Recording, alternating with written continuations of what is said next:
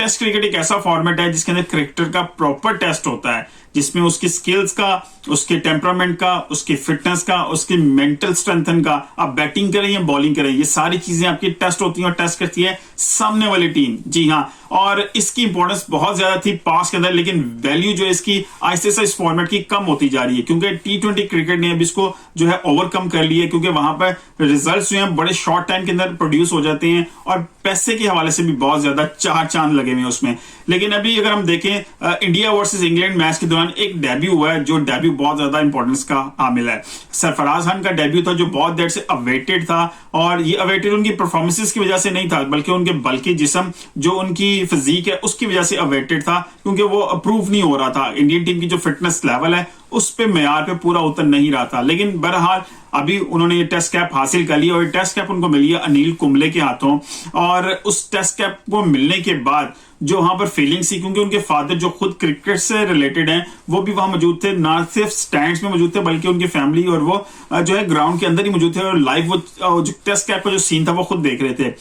Test cap मिलने के बाद सरफराज खान जो है वो कैप लेके अपने फादर के पास गए और उनका हाथ पकड़ के उस कैप के ऊपर रखा। ही लेट देम फील कि क्या फीलिंग्स होंगी जब आप टेस्ट कैप हासिल करते हैं। मुल्क की रिप्रेजेंटेशन जो है उसका एक अवार्ड है, वो जो टेस्ट कैप है वो आपको मिलती है। ये टेस्ट कैप की इतनी ज्यादा इंपॉर्टेंस क्यों है? क्योंकि ये वो कैप है जो आपकी मुल्क की जो है आप समझ लें एक स्टार के तौर पे जो आपके चेस्ट पे लगा होता है वो आपके सर के ऊपर भी आता है। मेरा ख्याल है क्रिकेटर्स जो है अपने करियर के एंड पे बहुत सारे क्रिकेटर्स हैं जिन्होंने अपनी टेस्ट कैप जो बहुत बुरी हालत में भी आपको नजर आएगी, जैसे अभी डेविड वार्नर ने अपना टेस्ट कैरियर एंड किया है तो उन्होंने वही पुरानी कैप अपनी पहनी हुई थी, और यही कैप जो है वो फ्रेम करवा के अपने रूम्स में अपने घरों में जरूर लगाते हैं, और इसकी इंपॉर्टेंस बहुत ज्यादा है। और आज हमें इसकी इंपॉर्टेंस का आइडिया भी हो रहा था कि वो टेस्ट कैप का जो ख्वाब था सरफराज खान का वो आज पूरा हुआ है। वो बहुत देर से इसके लिए कोशिश कर रहे थे, उनके फादर जो है वो उनकी आंखों में आंसू आ चुके थे, वो जो इमोशंस थे वो ओवरकम हो चुके थे वहां पर, और पूरी दुनिया उस चीज को देख रही थी। लेकिन अगर हम यही आज ही के दिन दूसरी एक तस्वीर देखें, पाकिस्तान के अंदर जो हारिस हो गए पाकिस्तानी स्टार फास्ट बॉलर, उनका सेंट्रल कॉन्ट्रैक्ट खत्म कर दिए सिर्फ इस बेस के ऊपर कि उन्होंने ऑस्ट्रेलिया के खिलाफ टेस्ट सीरीज के अंदर खेलने से इनकार कर दिया था। उन्होंने अपनी अवेलेबिलिटी शो नहीं की थी। उसी दौरान